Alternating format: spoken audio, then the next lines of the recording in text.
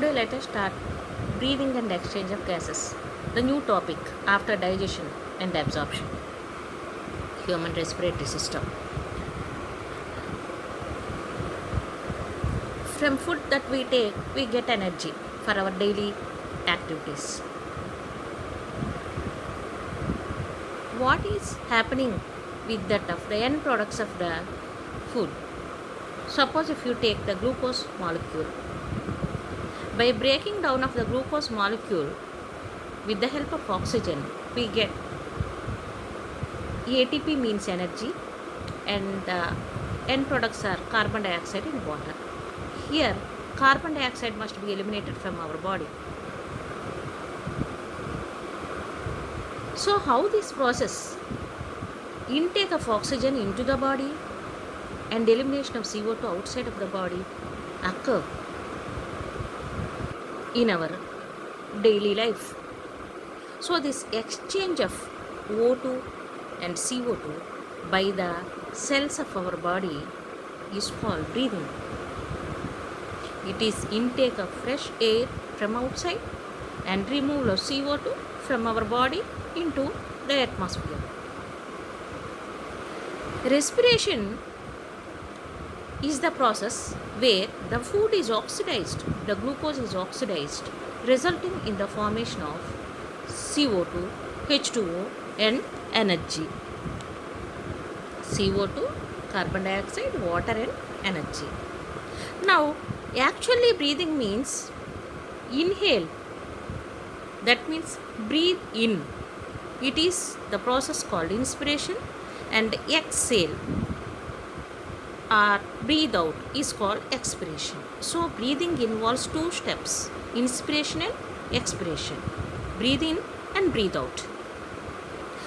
Okay, what are the various respiratory organs that are present in various organisms? Suppose if you take the organisms which live in water, aquatic organisms like fishes, they will have gills for respiration, for exchange of gases. And if you take land animals, that are terrestrial animals, lungs are the respiratory organs, for example reptiles, birds and mammals. So if you take invertebrates, we have studied invertebrates in first year intermediate now. So if you take sponges, coelentrates and flatworms, which include Porifera, coelentrata and Platyhelminthes, their oxygen in water enters into body by diffusion, and from the cells CO2 will be expelled out through the cell surface into the water again. So here diffusion is the main process for entry of oxygen and also expelling CO2 outside. Now coming to earthworms, moist cuticle will be present in the earthworms for diffusion of gases. This is very thin, moist and vascular. Vascular means supplied with blood vessels. If you take cockroach, in intermediate you have studied well about tracheal system. So trachea are present, which contains spiracles are the openings through which oxygen enters and CO2 leaves. And after that, if you take aquatic arthropods like prawn and mollusks like unio, here the respiratory organs are gills like fishes, which are aquatic. These are vascularized. If the respiratory organ is present, it must be vascularized because it must be supplied with blood vessels. Then only oxygen can enter into the blood. That is very important.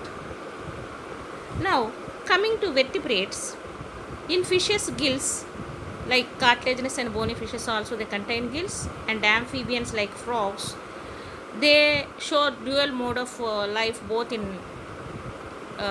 water and land, and they have moist skin, and also buccal cavity and lungs are also act as respiratory organs. Whereas when you come to the larva of the frog, it is called tadpole, which lives in water. It contains gills as respiratory organs. And now reptiles, birds and mammals, Like us, lungs are present which are vascularized. Reptiles example snakes, birds example pigeon, and mammals example human being. So tomorrow let us discuss about the human respiratory system, which is there for our syllabus for NEET. Let us discuss it in detail in tomorrow's class.